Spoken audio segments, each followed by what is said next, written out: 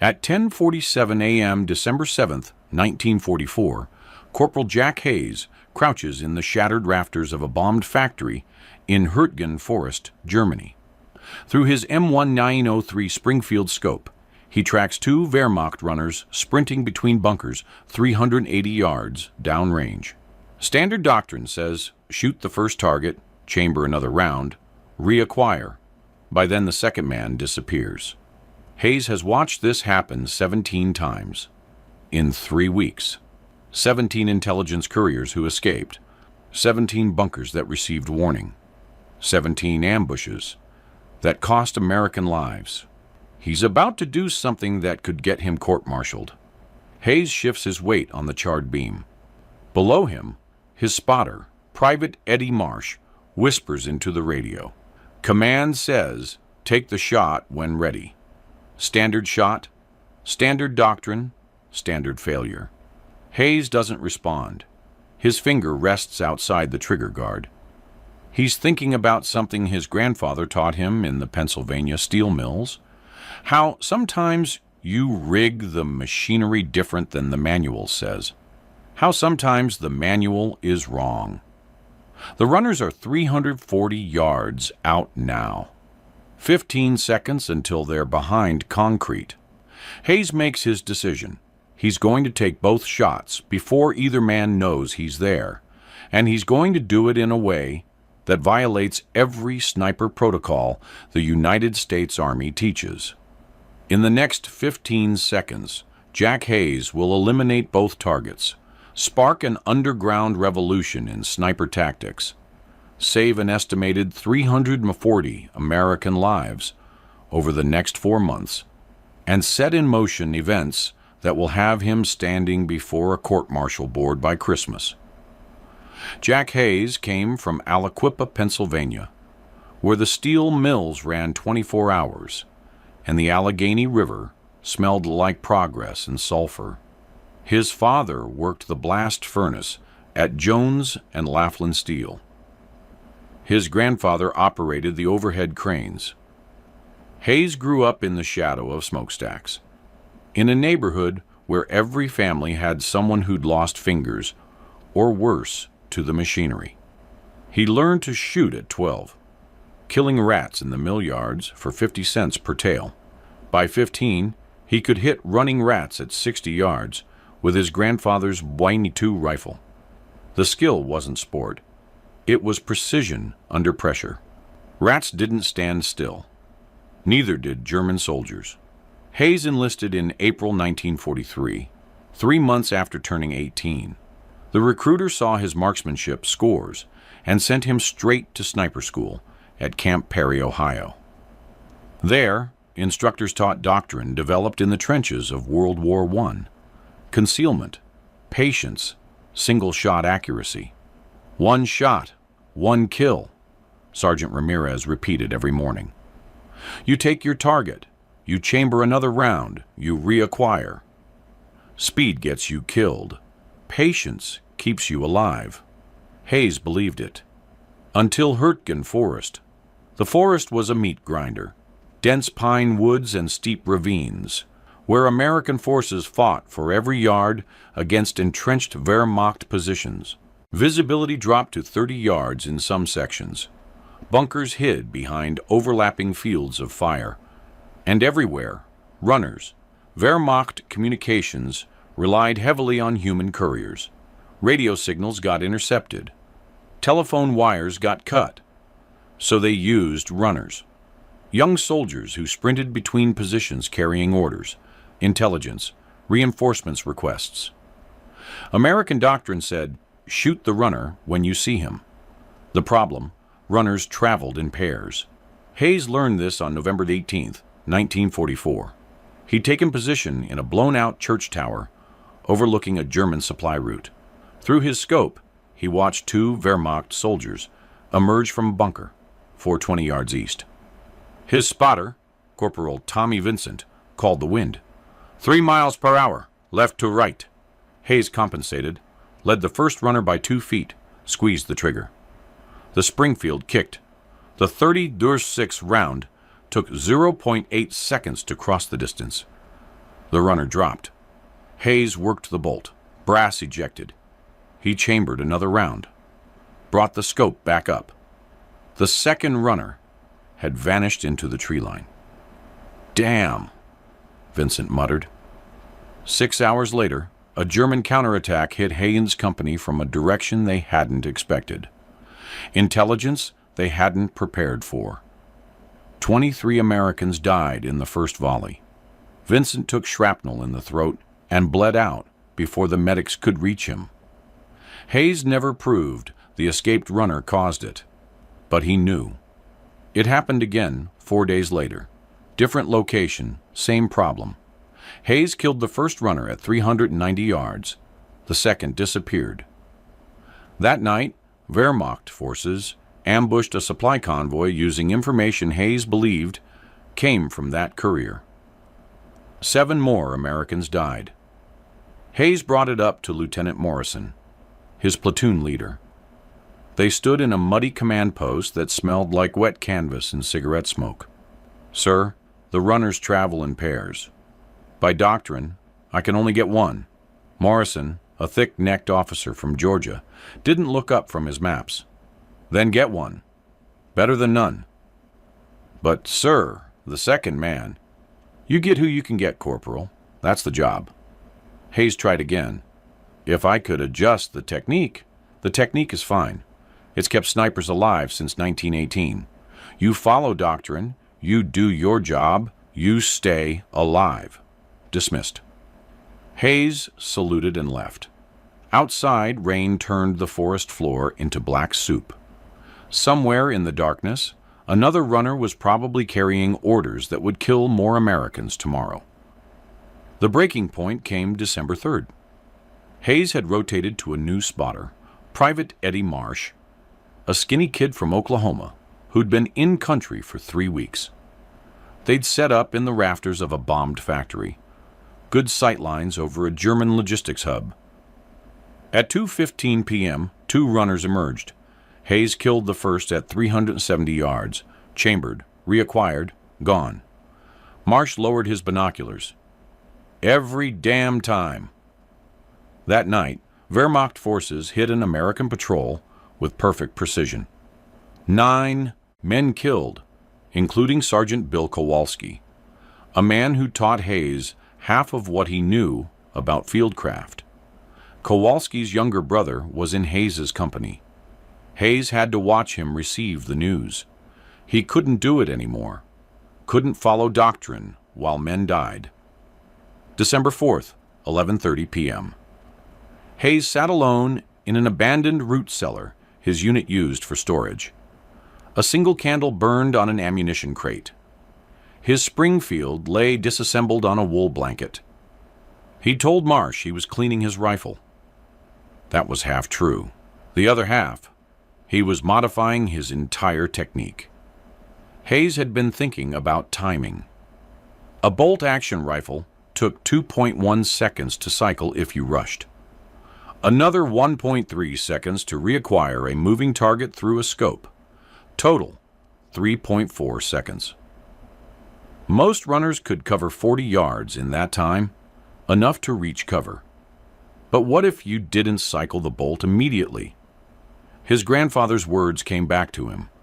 Sometimes you rig it different than the manual says. Hayes picked up the Springfield, worked the bolt slowly, feeling each mechanical component. The rifle was designed for single, deliberate shots. But the bolt mechanism itself was fast. He'd just been trained to use it slow. He started experimenting. Standard technique: fire, pause, cycle bolt, bring rifle back to shoulder, reacquire, fire. New technique: fire, keep rifle mounted, cycle bolt without breaking cheek weld. Use muscle memory to track where the second target should be. Fire immediately. The second shot wouldn't be as accurate, but it would be faster. And a 70% accurate shot in 3 seconds beat a 95% accurate shot that never happened. Hayes practiced the motion 50 times. Fire, bolt, fire, fire, bolt, fire. Each repetition smoothed the movement. His right hand learned to cycle the bolt, while his left maintained pressure on the stock. His cheek never left the wood. The modification wasn't mechanical, it was behavioral, and it violated every principle of sniper doctrine. Doctrine said, precision over speed. Hayes's technique said, speed creates precision through volume. He reassembled the rifle at 1:20 a.m. His hands smelled like gun oil and cold metal. He'd crossed a line. If this failed, if he missed both targets and they reported back, he'd have compromised his position for nothing. Worse, if officers learned he'd deliberately violated doctrine, court-martial was possible. But if he succeeded? Hayes blew out the candle and climbed back to the surface. The forest was black and silent. Somewhere out there, tomorrow's runners were sleeping. December 7th, 10:47 a.m. Hayes and Marsh had been in position since dawn, tucked into the rafters of the bombed factory. The structure's roof was gone, but the crossbeams remained, blackened wood that groaned under their weight. Below, frost covered the factory floor. Hayes could see his breath. The target area was a German logistics hub. 3 bunkers arranged in a triangle, connected by communication trenches. Intelligence indicated a Wehrmacht company headquarters operated from the center bunker. All morning, Hayes had watched soldiers move between positions, but no runners. Then, at 10:46, 2 Wehrmacht soldiers emerged from the eastern bunker. Marsh spotted them first. Runners, 380 yards, moving west. Hayes settled behind his scope. Both targets wore the light packs and lack of heavy equipment that marked them as couriers. They moved fast, staying low, using terrain for cover. Standard protocol said, take the first shot. Hayes's finger moved to the trigger guard but didn't enter. He tracked both runners, calculating. They were in open ground for another 18 seconds. After that, bunker walls and trenches. Marsh whispered into the radio. Command confirms. Take the shot when ready. Hayes didn't acknowledge. His breathing slowed. His heart rate dropped. The scope's crosshairs followed the lead runner's center mass. This was the moment. Either he followed doctrine and guaranteed 1 kill, or he broke every rule and tried for both. He thought about Vincent, about Kowalski, about the 23 men who died because he'd let a runner escape. Hayes made his decision. He fired. The Springfield cracked. The lead runner dropped at 380 yards, hit center mass. But Hayes didn't pause. His right hand was already moving. Palm hit the bolt handle, yanked back, brass ejected smoking into cold air. Bolt slammed forward, chambering the next round. His cheek never left the stock. His left hand maintained pressure. His eyes never left the scope. The second runner had heard the shot and broken into a sprint. He was 340 yards out now, angling toward the nearest bunker. Hayes swung the rifle 6 inches left. No time for wind calculation. No time for breathing control. Just muscle memory and instinct. He fired again. 1.4 seconds after the first shot, the second runner stumbled, spun, collapsed. Hayes had hit him in the upper shoulder. Not a kill shot by doctrine standards, but the man wasn't getting up. He writhed on frozen ground, 70 yards from safety. Marsh stared through his binoculars. Jesus Christ, both of them!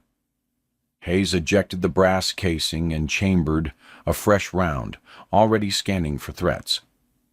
German soldiers emerged from the bunkers, but they moved cautiously, unsure where the shots had come from. Hayes remained motionless in the rafters. The wounded runner tried to crawl, made it 6 feet before he stopped moving. Marsh lowered his binoculars. How did you... Cycled faster, Hayes said. His voice was flat, matter of fact. Didn't break position. That's not, we weren't trained to do that. I know. Below them, Wehrmacht soldiers dragged the bodies inside. The logistics hub went quiet. No more movement for the next 4 hours. That night, intelligence reports showed the German counterattack that was expected in Hayes' sector never materialized. No orders had gotten through. Marsh couldn't keep quiet. By evening, he'd told 3 other soldiers in their unit. By the next morning, word had spread to the company's other sniper team, Corporal Davis and his spotter, Private Chen. They found Hayes cleaning his rifle in the bombed factory. Davis was a wiry man from Tennessee, skeptical of anything that wasn't in the manual. Marsh says you took 2 runners in under 2 seconds. 1.4 seconds, Hayes said, not looking up. That's not possible with a bolt action. It is, if you don't break cheek weld. Davis frowned. Show me.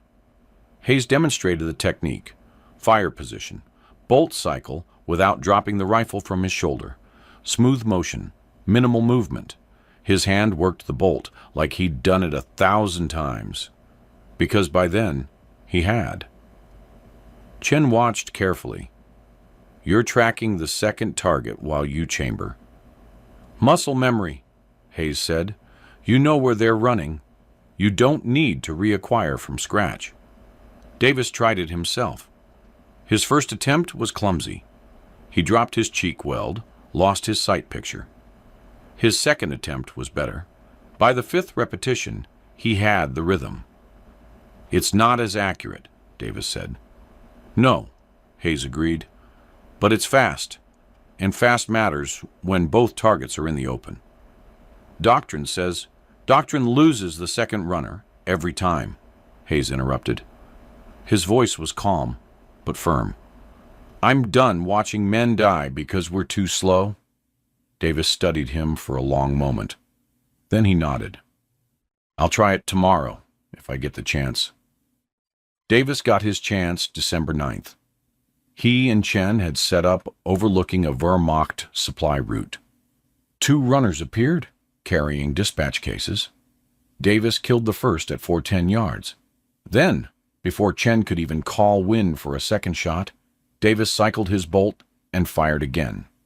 Both runners down. 2.1 seconds between shots. Chen radioed it in, voice tight with excitement. By evening, every sniper in the battalion had heard the story. Nobody asked permission. Nobody filed reports. The modification spread underground, sniper to sniper, through demonstration and whispered conversation. Within a week, 8 American snipers in Hürtgen Forest were using Hayes' technique. The officers noticed the results before they understood the cause. Captain Weber, the battalion intelligence officer, reviewed casualty reports in his command tent. We're killing twice as many runners this week. What changed? Lieutenant Morrison shrugged. Maybe the boys are getting better shots. Or maybe the Germans are getting careless. They didn't investigate further. Results mattered more than methods. The Wehrmacht noticed too. By mid-December, German forces in Hürtgen Forest had changed their courier protocols. Intelligence reports captured after the war showed Wehrmacht officers puzzling over increased runner casualties.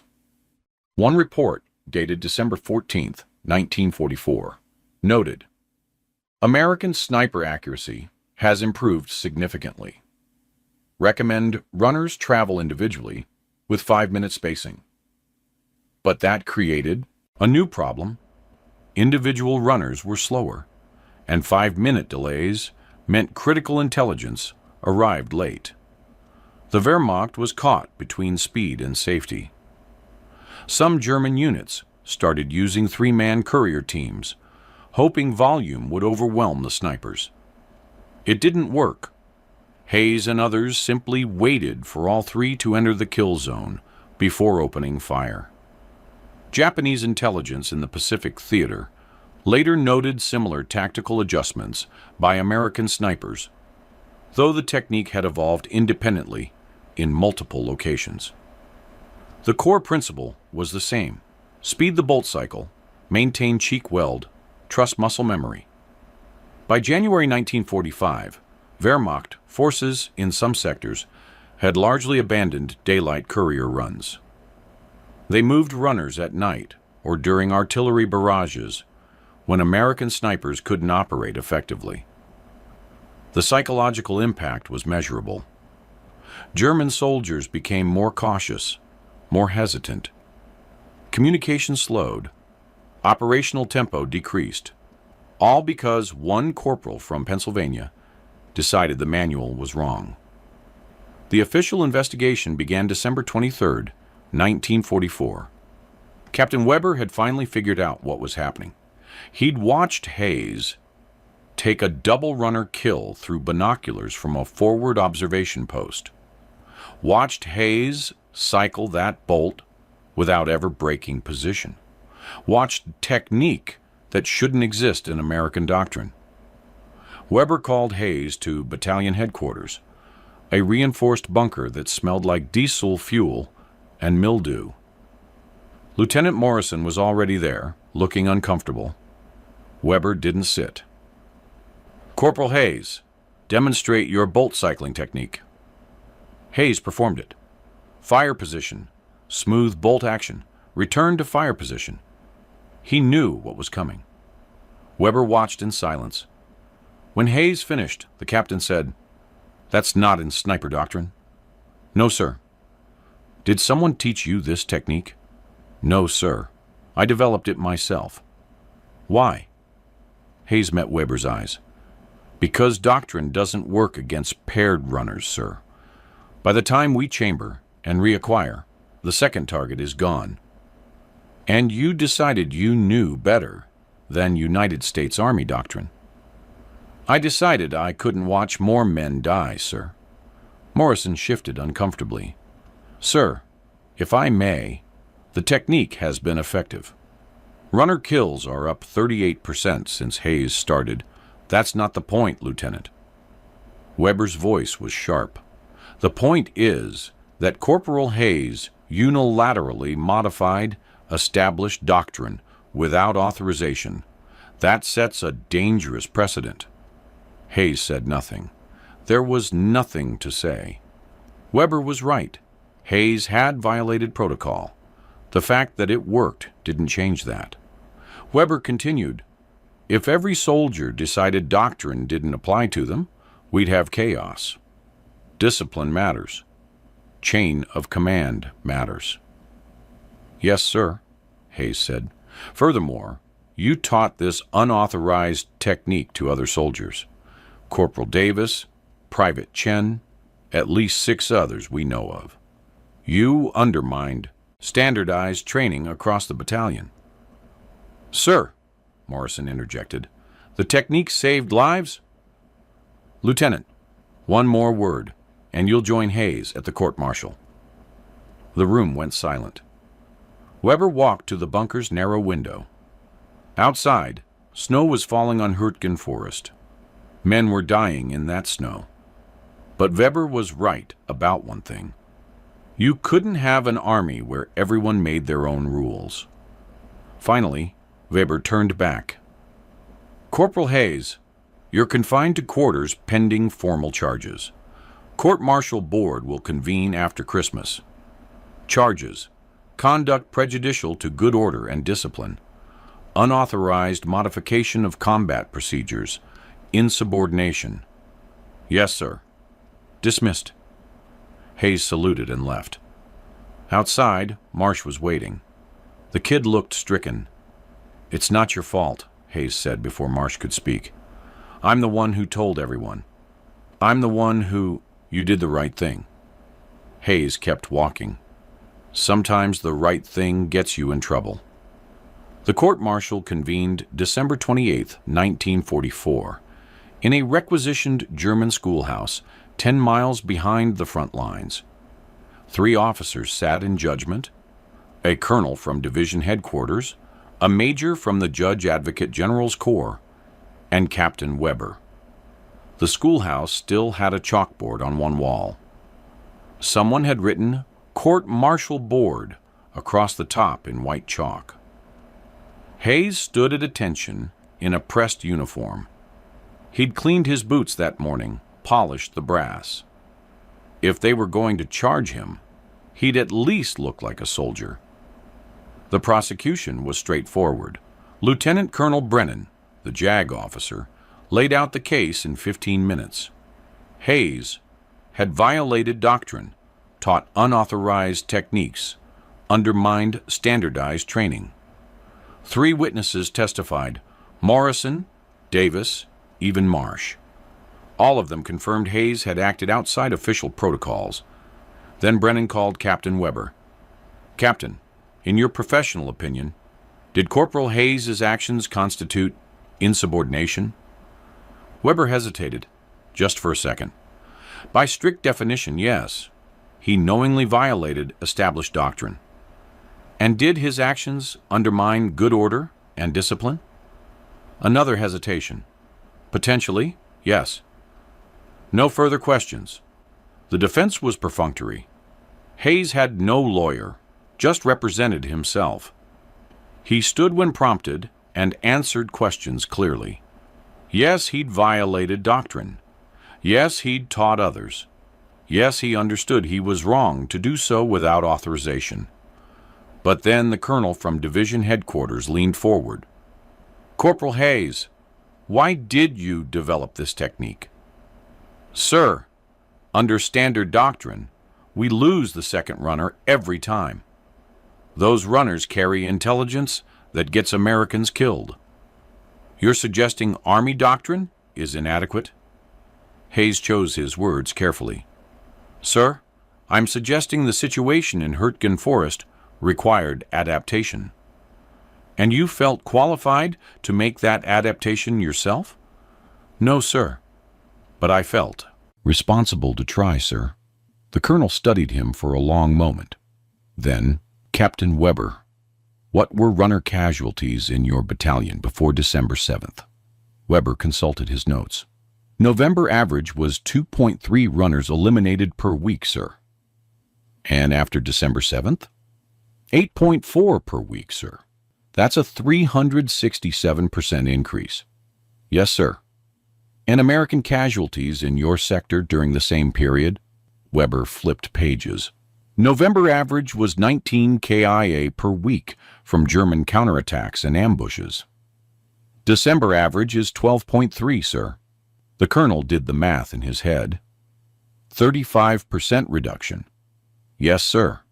How many of those lives do you attribute to improved runner interdiction?" Weber glanced at Hayes, then back to the colonel. "Conservatively, sir, 15 to 20 lives." The room was silent. The colonel leaned back. "So Corporal Hayes violated doctrine, undermined standardized training, and potentially saved 20 American lives in 3 weeks. That's one interpretation, sir. Is there another interpretation, Captain?"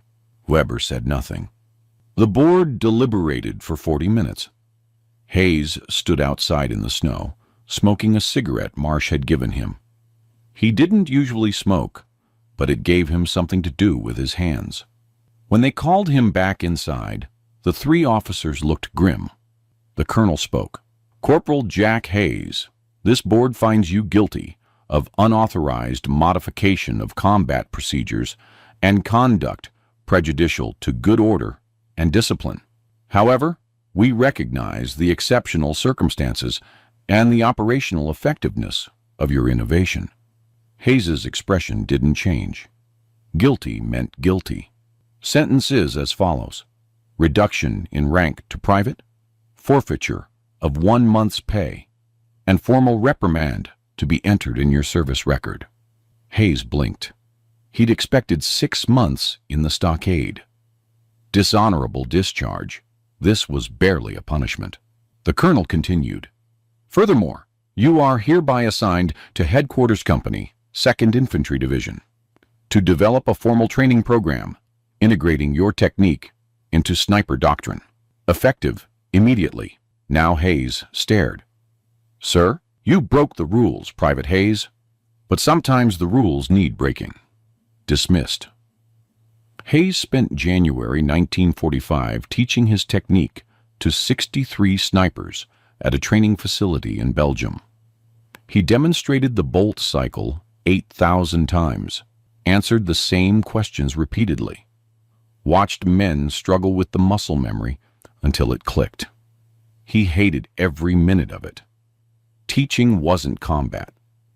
Teaching was watching other men prepare for the fight while he sat in the rear with the gear. But orders were orders. By February, the Hayes method, as it was unofficially called, had spread to 4 American divisions. By March, it appeared in revised sniper training manuals, though Hayes's name wasn't mentioned. The official documentation credited field innovations, developed during Hurtgen Forest operations. Hayes didn't care about credit. He cared about results. Intelligence estimates later calculated the technique contributed to 340 fewer American casualties across the European theater between December 1944 and May 1945. The number was conservative, based only on documented instances where runner interdiction prevented German counterattacks. The actual number was probably higher. Hayes returned to combat duty in March 1945, reduced back to private but still carrying his Springfield. He operated in Germany's Rhineland, then into Bavaria as the war collapsed. He took his last shot on April 29, 1945, a Wehrmacht officer trying to burn documents at a command post.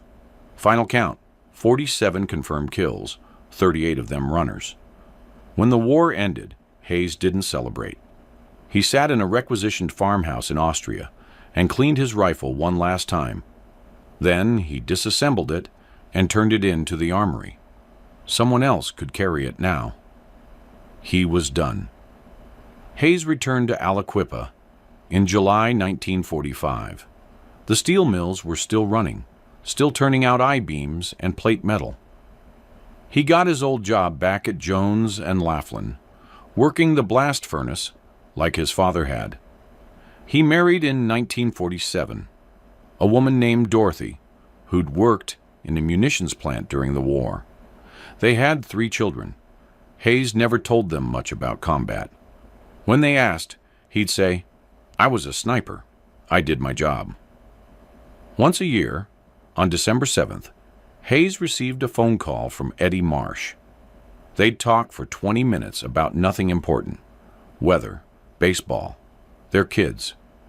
They never talked about Hurtgen Forest, never mentioned runners or doctrine or court-martials. But the date mattered. They both knew why. Hayes died in 1998, 73 years old, from complications of emphysema. The steel mills had finally caught up with him.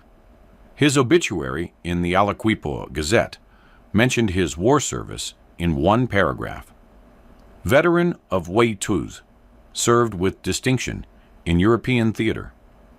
No mention of the technique. No mention of the lives saved.